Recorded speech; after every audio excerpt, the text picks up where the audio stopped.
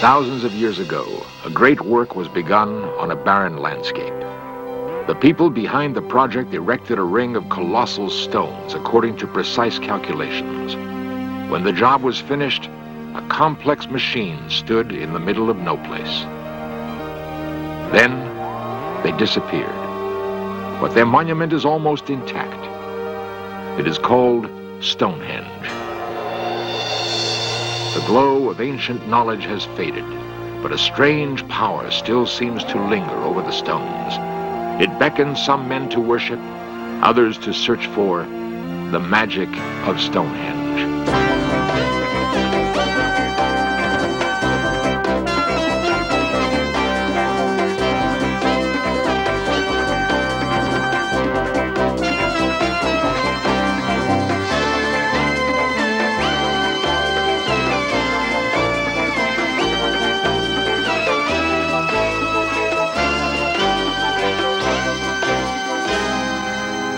The architects are unknown. Their purpose has been forgotten. But for many, the magic of Stonehenge is still fresh.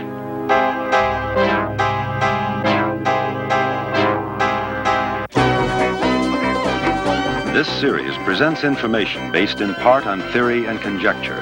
The producer's purpose is to suggest some possible explanations, but not necessarily the only ones, to the mysteries we will examine. It is among the classic mysteries of the world, an immense circle of stones that stands on the Salisbury Plain in southern England. For centuries, men have called it Stonehenge and wondered at its purpose. The mystery of Stonehenge is twofold. Who built it and why?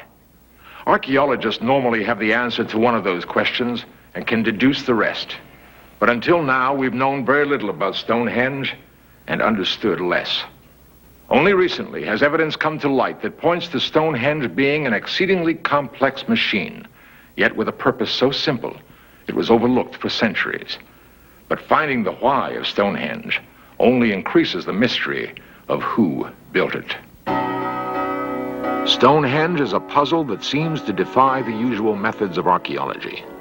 There are no written clues to explain it. Theories that it was a city of the dead or a pagan temple of sacrifice have been based as much on pure speculation as on evidence. The first breakthrough in understanding came in the mid-1960s when a young astronomer entered the search. It was a solution based on pure numbers and pure directions. And his name is Gerald Hawkins, author of Beyond Stonehenge. And strangely, it did require a new look. It required perhaps an astronomer to look at it as I did. And just looking through the archways, I felt that it must be more than a temple. The idea of doors in an open plain didn't make sense to me, and I felt I should see something through these archways. So began the quest for a solution to the riddle of Stonehenge. Hawkins began by investigating the few known facts. The earliest holes in the ground seem to date now to 2,500, 2,700 BC. Roughly the time of the Egyptian pyramids, maybe a few centuries ahead. Then Stonehenge proper was built approximately 2000 BC. They were working there for centuries, perhaps even 1,000 years. The world at 2500 BC was dotted by no more than a handful of civilizations.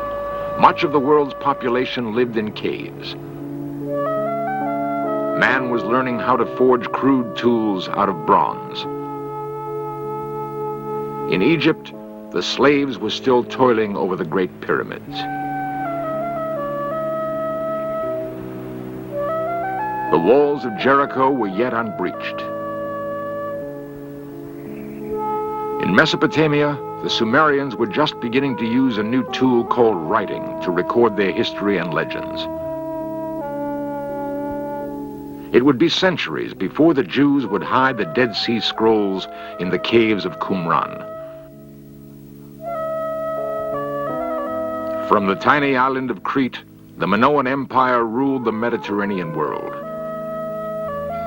Their ancient sea kings had not yet sailed their ships beyond the Straits of Gibraltar.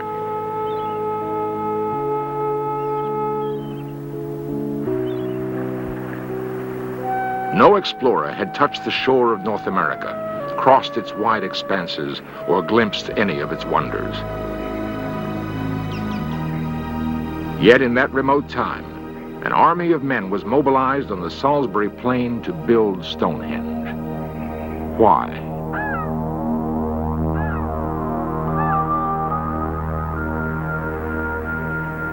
At one time, the suggestion was the stones came down by glaciers, but it seems that the stone was indeed quarried. We have pretty well proof that it was quarried because recently museum replicas went there and found a stone with an actual drill hole. We have a sample of it here. It was cut into and shows the two halves. This stone is so tough it takes half an hour to cut with a diamond saw. Yet they drilled in with no equipment except perhaps some flint chips and a piece of wood. Why did the ancient engineers select blue stones that can be found in only one place in the world, the Presely Mountains? Rocks so hard, they dull modern cutting tools.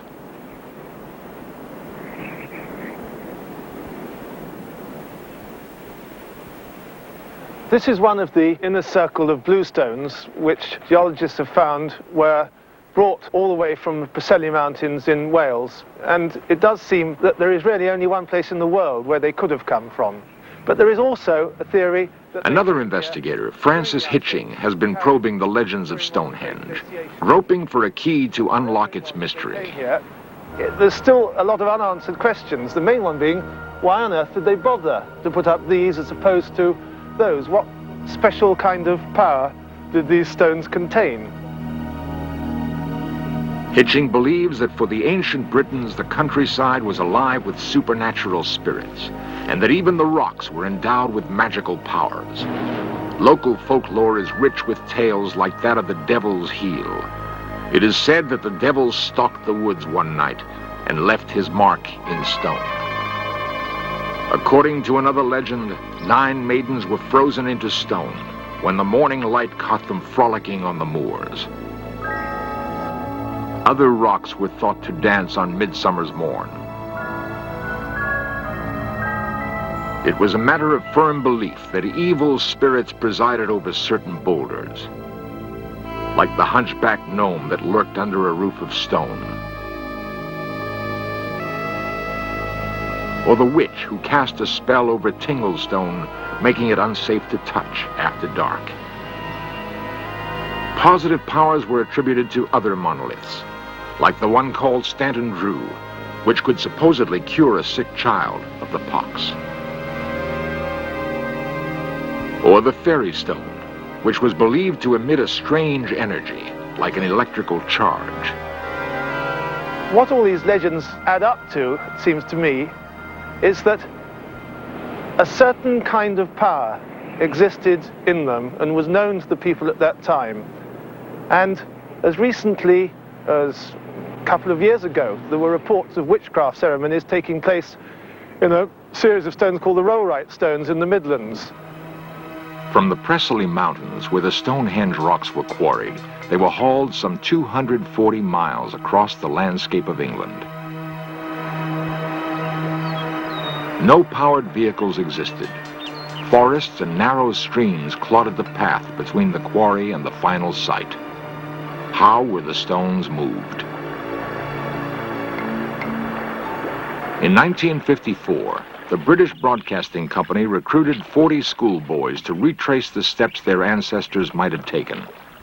The purpose of the experiment was to determine the likely methods used to transport the stones.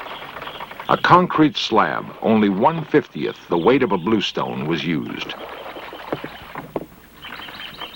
Nothing like this astonishing feat of transportation was ever attempted by any other people in prehistoric Europe.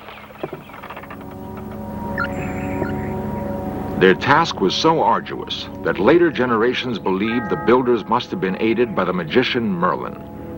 According to legend, Merlin made the stones so light that they could float on water. But there were still casualties along the way. If magic is excluded as a source of power for the Stonehengers, then most of the population of southern Britain must have been involved in hauling the stones to Salisbury. We're speaking very glibly about it. I estimate 1.5 million man-days of work and many broken legs and so on. A drive, an effort, an achievement that they got a great satisfaction out of. As to what was in their minds, at least I have uncovered certain very hard facts, numerical relationships, an interest in precision, an interest in time patterns, and this means something very fundamental to their psychological basis and to their beliefs. What they were doing was a complete entity to them, and it must have been extremely satisfying. They did not do it by being driven as slaves. They did not do it for money because there wasn't a monetary system. They did it because they wanted to. And here we have perhaps the beginning of our civilization, the essence of civilization, a community with a common purpose and a common set of ideas. Surely, the masterminds of Stonehenge could not have inspired an army of workers unless the people were held in the spell of a great, perhaps even magical idea.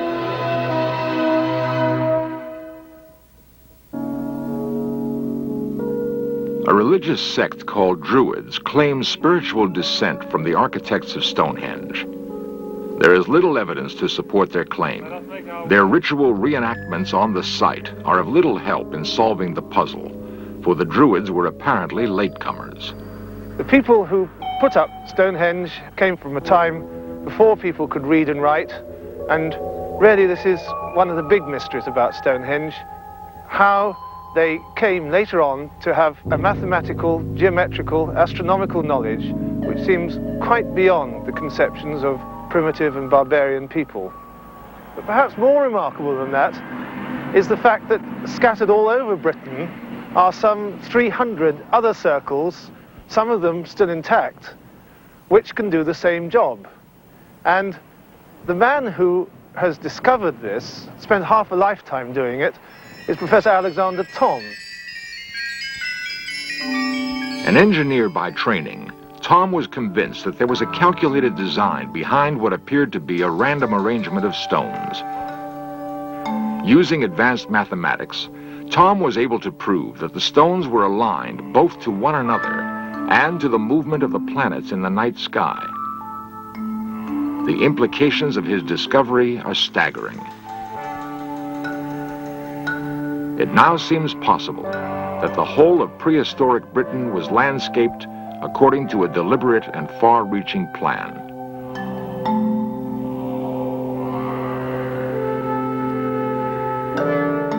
There are a number of theories as to whether there is any reality to legends about the magic power of megaliths. And perhaps the one which has been most widely written about is that the whole of Britain is crisscrossed with a network of invisible straight lines called ley lines. These are supposed to link all ancient sacred sites like some unimaginably complicated spider's web.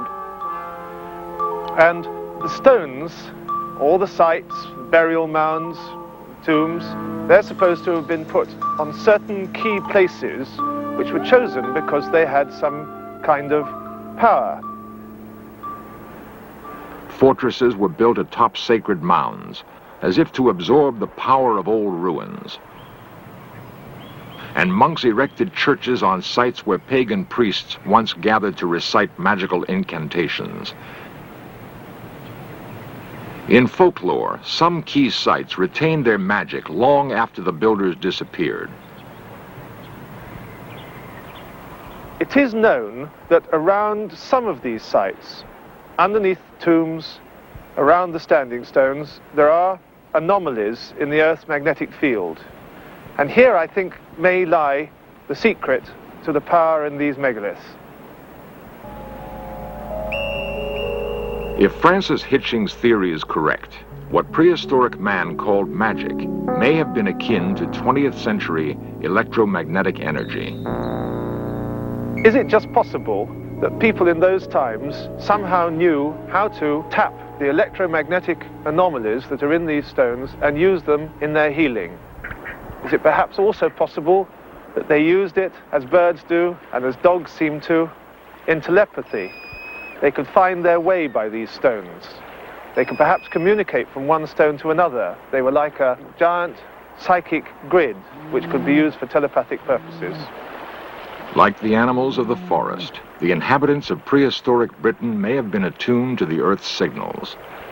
Some have theorized that electromagnetic energy may be the basis of extrasensory perception. If this is true, perhaps the Stonehengers used that psychic energy on a level never achieved since. At the very center of this hypothetical communications network stood Stonehenge. As a quantitative scientist, I saw a fundamental pattern that intrigued me and reached my brain and mind. And so, with calculations, I was able to go back in time to 2000 BC and, as though it were, stand there and watch the sunrise and moonrise and planets and stars. And with the computer, very quickly, we could see that the pattern of stones matched the pattern of the sky.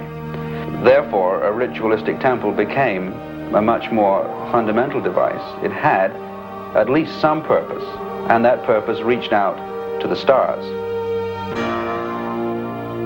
With the aid of a computer, Dr. Gerald Hawkins was able to do what no man before him had done: prove that Stonehenge was in part a calendar and an observatory. Each giant block points to a specific position of a planet or star as it moves in its journey across the heavens. In such a way, sky and earth were inextricably bound through a Stone Age machine. The most celebrated alignment is the heel stone that points to the rising sun on midsummer's morn. The popular assumption is that the Druids used the site for rituals of incantation and human sacrifice. But were they the designers of Stonehenge? Archaeologists and antiquarians have argued for centuries about who put up this great erection of stones here. The best bet seemed to be the Druids, because the Druids were known to have existed here in Britain before Caesar arrived. In fact, Caesar described the Druids. So 18th century antiquarians such as William Stukely used to draw fanciful pictures of the Druids as they thought taking part in ceremonies around Stonehenge and similar kinds of circles. Now, we're almost certain today that this conception is absolutely wrong, and the kind of people who you see taking part in Druid ceremonies here on Midsummer Morning are nothing more than a 19th century invention.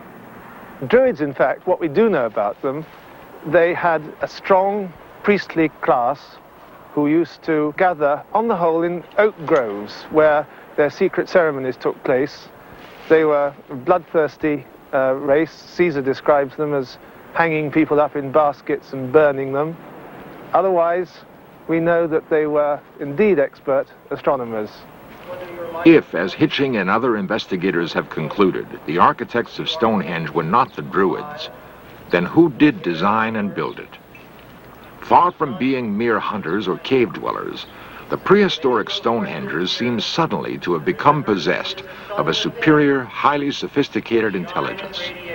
Otherwise, they could never have devoted their total energies to a grid that covered all England and focused on the axis of Stonehenge. One must wonder, from where did they get this incredible spurt of knowledge? A spurt that was 5,000 years ahead of its time. The answer may never be known, but the stones still have a power for many who worship in the manner of the Druids. And Stonehenge still intrigues men who seek to understand the workings of an ancient machine. I wonder if they were not worshipping a new type of god to us, a god of time. The idea just comes to me now that perhaps the repetitive security of time, following time, was of value to them, and perhaps even Stonehenge itself was built to perhaps defeat the ravages of time in that time had a concept to them. If ever we can find out an idea that explains what they did, it will be really dramatic. I don't feel that we've come close to any idea yet, but you can imagine a god of time. We don't have it. We hate time, but maybe they look forward to it.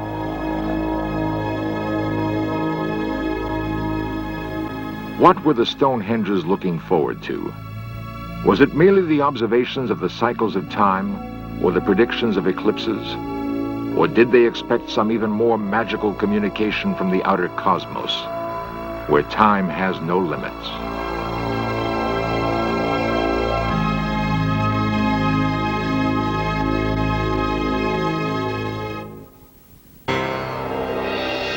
Stonehenge is not alone as a riddle of ancient design. In the thick jungles of the Yucatan Peninsula, an ancient observatory called the Caracol charted the phases of Venus as accurately as 20th century telescopes. Buried deep within the same jungle, a Mayan pyramid was aligned to the midsummer's sun. 6,000 miles away, Egyptian pyramids mapped the rising and the setting sun on the same day. And in the distant past of India, holy men gathered to watch the sky. For what were they waiting?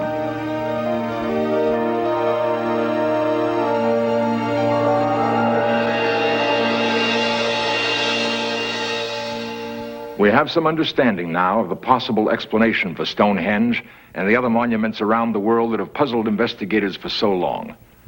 The question which still eludes us is who erected these working monuments? Clearly, they were the work of people more advanced than we had thought possible for that time. We can speculate that our ancestors were possessed of knowledge that was somehow lost to succeeding generations. Or perhaps they had help.